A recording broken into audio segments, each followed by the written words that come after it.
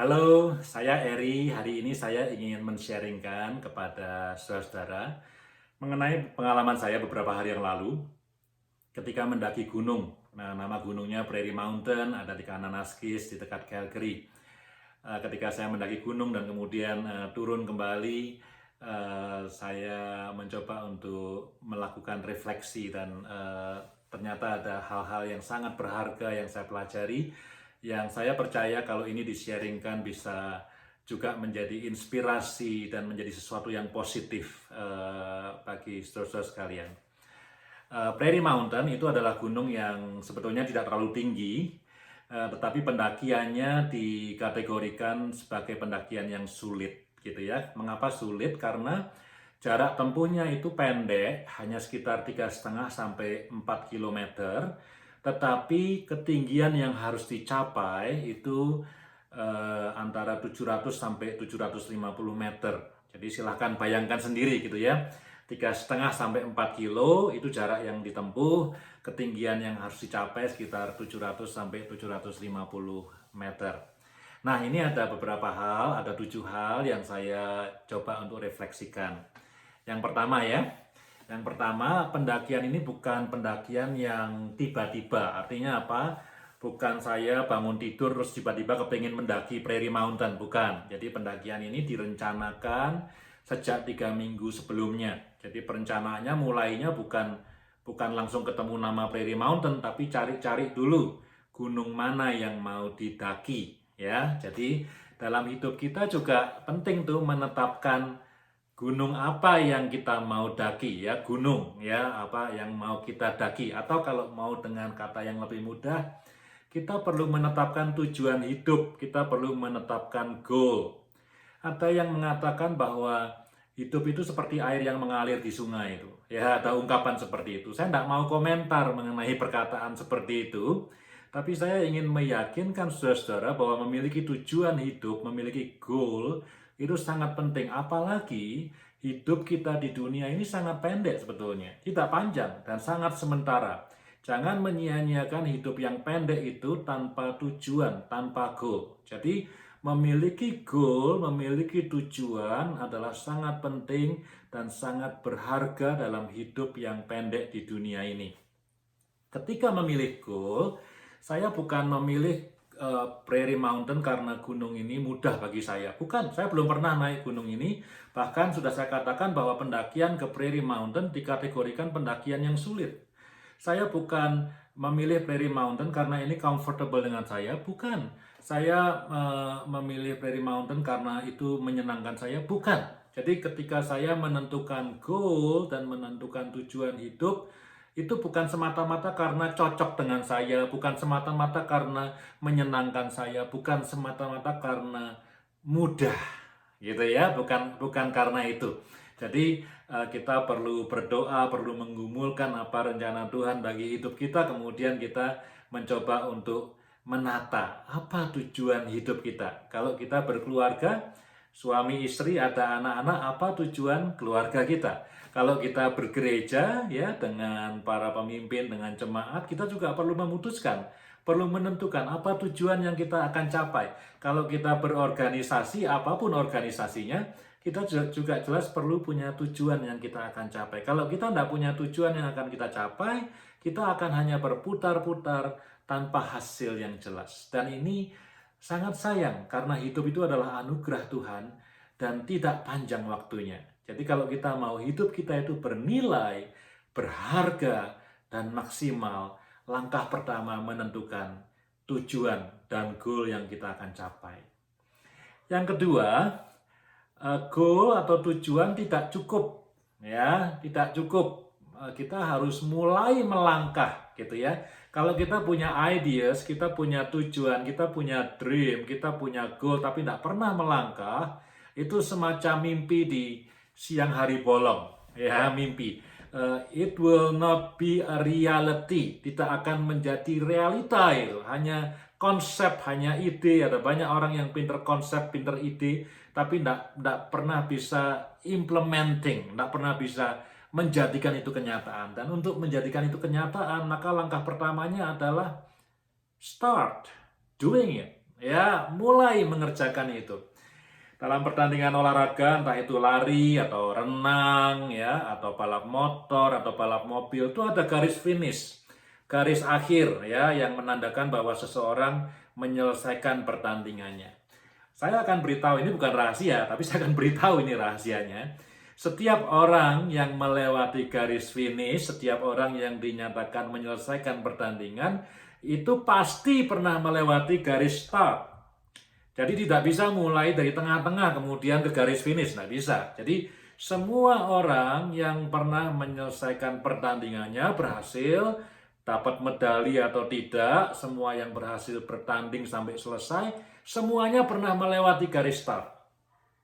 Ini saya sharing ya. Setelah saya menetapkan Prairie Mountain sebagai gunung yang akan saya daki, kemudian saya menetapkan hari dan tanggal untuk mendaki. Lalu saya bangun pagi-pagi pada hari itu. Tapi apa yang terjadi ketika saya bangun masih ngantuk-ngantuk begitu, saya rasanya malas sekali untuk naik. Jadi saya bilang, ini kan bukan persoalan hidup dan mati. Jadi nanti deh, next time. Kemudian saya tetapkan lagi hari lain, tanggal lain. Lalu saya bangun lagi pagi-pagi, bangun tidur. Aduh, bangun rasanya powerless sekali. Saya bilang ke istri saya powerless nih untuk mendaki. Jadi saya bilang, ini kan bukan masalah hidup dan mati. Kita coba lagi dah, next day, next time gitu ya. Next date, next day.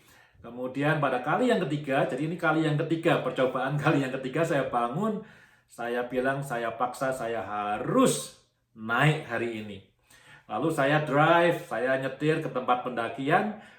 Selama saya menyetir turun hujan. Nah, ketika turun hujan, saya tanya sama Tuhan, Tuhan, jangan-jangan ini tanda bahwa saya tidak harus mendaki hari ini, saya harus turun saja. Memang saya tidak malas-malas begitu ya. Tapi karena sudah determined, karena sudah committed, hari itu harus naik, meskipun hujan, saya lanjutkan saja ya, saya lanjutkan ke sana. Jadi sekali lagi, saudara-saudara, satu ide, satu tujuan, satu impian, satu goal tidak akan pernah tercapai kalau kita tidak pernah memulainya. Saya tidak pernah akan sampai di summit dari Prairie Mountain kalau saya tidak memaksa diri saya untuk mulai mendaki gunung itu. Ya, prinsip yang ketiga, kalau kita sudah mulai, kita harus faithful to our journey to achieve the mission, to achieve the goals. Ya, faithful. Padahal journey-nya tidak mudah, journey-nya sulit. Hidup ini bukan hidup yang mudah, hidup ini banyak masalah. Masalah itu sahabat baik kita. Kadang-kadang kita tidak mau ada dia ada dekat kita, ya. Tapi kita perlu faithful to the journey. Saya sudah katakan tadi, saya pilih gunung ini bukan karena mudah, bukan karena comfortable. Saya pribadi tidak yakin saya bisa naik ke atas. Saya tidak yakin. Saya memilih goal ini sesuatu yang challenging, yang saya ingin growing kalau saya accomplishing this task gitu ya. Nah, ketika saya naik ke gunung ini emang ternyata berat, namanya juga difficult kategorinya kan. Jadi beberapa kali saya ingin give up dan mundur kembali, turun lagi. Dan saya menyaksikan ada sekelompok orang yang lebih muda dari saya, belum sampai setengah pendakian sudah memutuskan untuk turun kembali. Jadi ada yang menyerah. Dan saya hampir menyerah. Dan bukan hanya satu kali, beberapa kali. Tapi puji Tuhan saya bisa sampai ke atas. Ya, itu adalah gambaran bagaimana kita perlu faithful kepada journey kita mencapai tujuan hidup. Betapapun sulitnya, betapapun beratnya tantangan yang ada.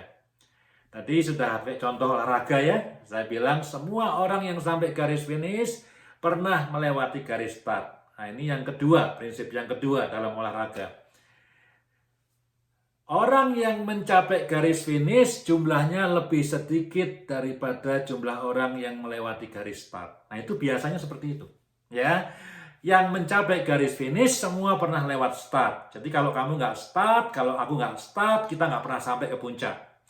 Tapi yang sudah start, kalau dia tidak faithful, tidak setia untuk menghadapi segala tantangan, menyelesaikan journey-nya, mencapai tujuan hidup, dia tidak akan sampai pada garis finish. Jadi prinsip yang ketiga yang saya belajar, kita perlu faithful to our journey in accomplishing the mission.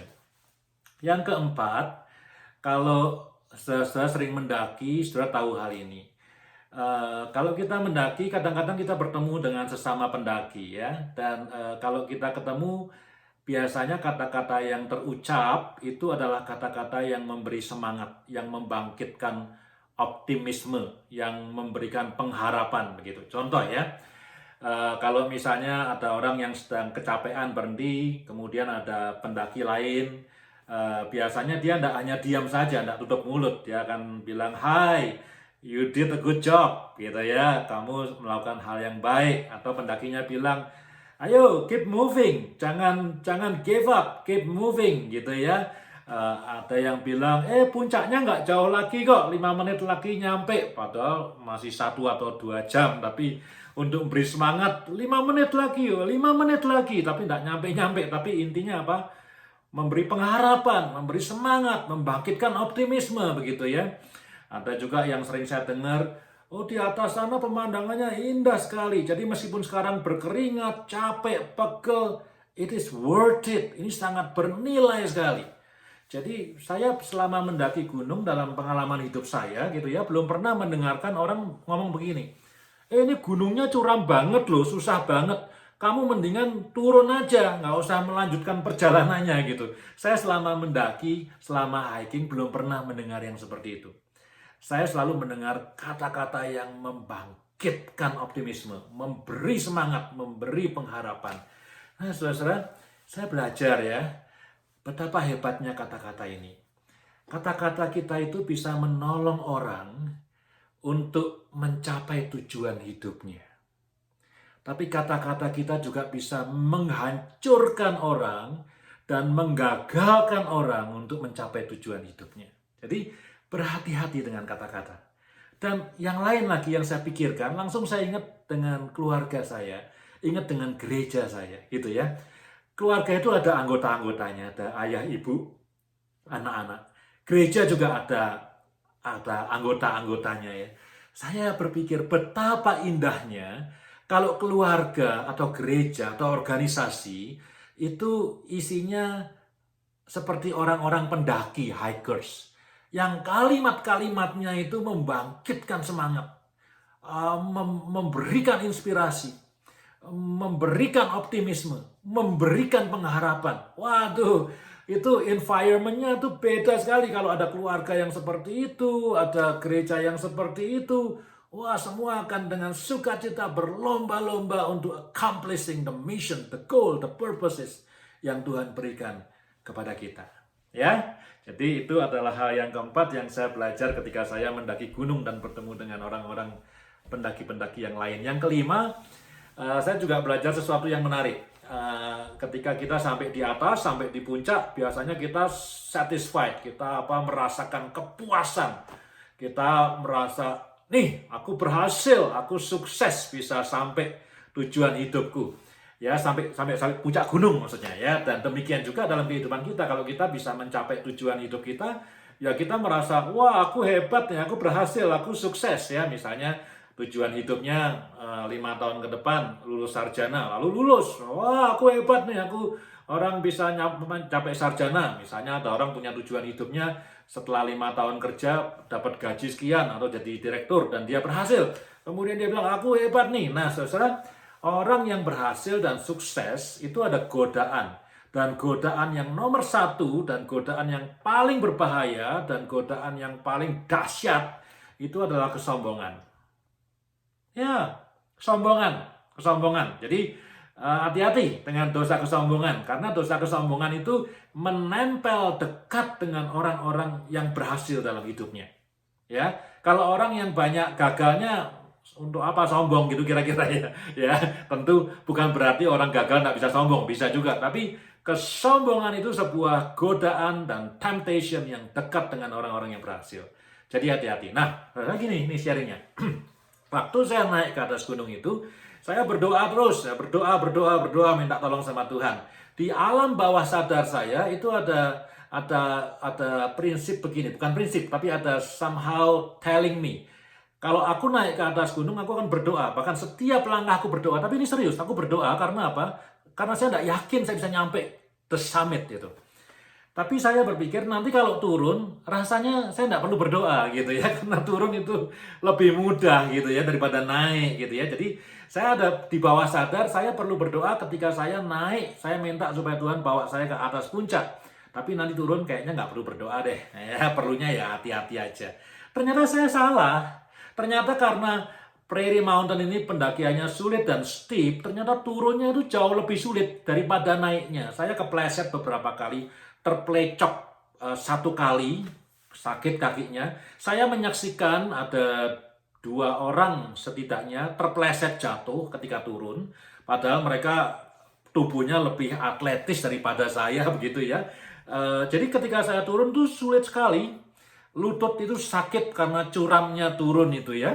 Jadi saya berdoa minta tolong Tuhan, minta tolong. Waktu kaki saya itu terpelecok, bahkan saya takut ini saya masih bisa jalan lagi atau enggak. Ternyata puji Tuhan masih bisa jalan gitu ya. Jadi ternyata berdoa untuk turun itu jauh lebih berat dibandingkan berdoa untuk naik gitu ya. Nah, dengan kata lain begini. Orang tua kita ya mengatakan kepada kita kalau kamu ingin sukses, kamu harus kerja keras. Saya katakan amin ya. Kesuksesan dicapai dengan kerja keras. Tapi perhatikan kata-kata saya ini. Untuk tetap menjadi rendah hati ketika sukses, kita perlu usaha yang jauh lebih keras dibandingkan dengan kerja keras mencapai sukses itu. Perhatikan ya. Untuk menjadi sukses, kita perlu kerja keras. Kita dinasihati oleh guru kita, oleh orang tua kita, kalau mau sukses, bekerjalah yang keras. Amin. Tapi perhatikan kata-kata saya ini, ya. Diperlukan usaha yang jauh lebih keras untuk menjadi tetap rendah hati ketika kita itu sukses. Perhatikan loh, firman Tuhan mengatakan Tuhan membenci orang-orang yang sombong, orang yang tinggi hati dalam Amsal, tapi mengasihi orang-orang yang rendah hati. Jadi kalau kita sudah berhasil dan sukses, kemudian kita lupa dan menjadi sombong, kita ada dalam posisi yang melawan Tuhan. Ya, dan keberhasilan itu tidak akan selamanya. Ya, karena Tuhan mengasihi siapa? Orang-orang yang rendah hati. Yang keenam, saya mendaki Prairie Mountain ini sendirian. Jadi alone hiking, lone ranger ini ya, naik sendirian. Tidak terlalu disarankan, kalau bisa naik dengan teman-teman yang lain gitu ya. Dan saya bukan seorang pendaki yang profesional. Saya bukan seorang atlet, dan tubuh saya juga tidak atletis. Saya juga bukan orang yang sering berolahraga gitu ya. Jadi saya tuh pokoknya bukan ahli pendaki gunung gitu ya. Jadi ketika saya sampai di atas, di puncak, di summit dari Prairie Mountain, saya surprise, kaget sendiri loh kok saya bisa gitu ya. Tapi detik di mana saya surprise, loh kok saya bisa, itu kayaknya ada suara di hati saya ya, kayak apa nih, kayaknya Tuhan ngomong gitu ya. Kamu sendiri, kamu yang bukan ahli, yang bukan expert, yang bukan profesional aja bisa. Bayangkan kalau keluarga kamu ya, keluarga tadi ya, suami, istri, bapak, ibu dengan anak-anak gitu ya, itu bersatu bersama dalam kasih, maka akan banyak gunung-gunung yang indah yang bisa kamu daki. Tidak cuma keluarga, gereja ya. Kalau di gerejamu itu bersatu bersama dalam kasih, maka akan banyak gunung-gunung yang indah yang bisa didaki. Lawang satu orang yang tidak pengalaman aja bisa kok. Apalagi kalau kita bersama-sama, united, together, in love. Waduh, kita bisa mencapai banyak keberhasilan. Ya, coba ingat Mazmur 133. Apa yang dikatakan di sana? Kemana berkat Tuhan dicurahkan? Bukan kepada orang pintar, bukan kepada orang yang tampan, bukan kepada orang yang kaya. Berkat Tuhan dicurahkan kepada umatnya yang bersatu. Ya, jadi kalau umat Tuhan bersatu, kalau keluarga bersatu, penuh kasih di sana, berkat Tuhan dicurahkan. Berkat Tuhan dicurahkan. Keberhasilan dan kesuksesan menyertai keluarga dan gereja yang bersatu bersama dalam kasih. Yang terakhir, prinsip yang ketujuh tentu doa, ya. Saya sudah cerita tadi, selama naik ke atas gunung saya berdoa terus, hampir tiap langkah itu berdoa, karena betul-betul saya ingin mencapai puncaknya, dan saya tidak yakin saya bisa mencapai puncaknya. Ketika saya turun juga saya berdoa terus, saya sudah katakan berdoa lebih keras, takut kepleset gitu ya. Ya, jadi entah hidup kita itu sedang naik atau sedang turun, jangan pernah berhenti berdoa. Entah kita sedang sukses di atas, di tengah-tengah, atau sedang terpuruk, jangan lupa berdoa kepada Tuhan, karena berdoa itu menunjukkan ketergantungan kita kepada Tuhan. Tanpa Tuhan tidak ada keberhasilan, tanpa Tuhan tidak ada kesuksesan. Jadi kalau kita mencoba untuk menyingkirkan Tuhan dari skenario hidup kita, kalau kita mencoba mengurangi waktu doa kita kepada Tuhan di dalam hidup kita, saya ingin mengatakan bahwa itu adalah permulaan dari kegagalan dan keterpurukan. Ya, dimanapun kita, dalam situasi apapun kita, sukses atau gagal, berhasil atau tidak berhasil, sedang naik ke atas atau sedang turun ke bawah, belok ke kanan atau belok ke kiri, kita perlu terus berdoa untuk mengatakan, Tuhan, aku bergantung kepadamu. Kesuksesan dan keberhasilan di dalam iman Kristen adalah anugerah Tuhan. Adalah anugerah Tuhan. Jadi kalau kita membuang Tuhan jauh-jauh dari hidup kita, itu adalah permulaan dari kegagalan dan keterpurukan. Ya, jadi itu saja yang saya mau sharingkan hari ini. Saya sungguh berharap bahwa ketujuh prinsip yang saya sharingkan tadi bisa berguna dalam hidup kita. Kita bisa mulai menerapkannya dengan menetapkan tujuan. Setelah dapat tujuan, kemudian mulai melangkah. Kalau sudah melangkah, ayo kita setia dalam perjalanan yang kita harus lalui.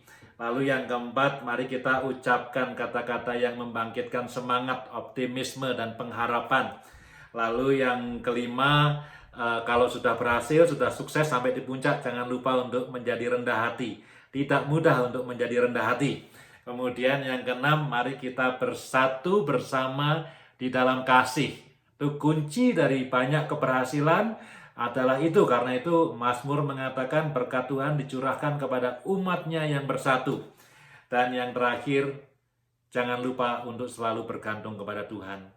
Tidak ada keberhasilan, tidak ada kesuksesan Kristen yang tidak dilalui dan tidak dimulai melalui doa. Ya, terima kasih sudah mendengarkan. Saya berharap saudara boleh diberkati, boleh selama hidup yang pendek di dunia ini boleh menggenapkan rencana Tuhan yang luar biasa indahnya.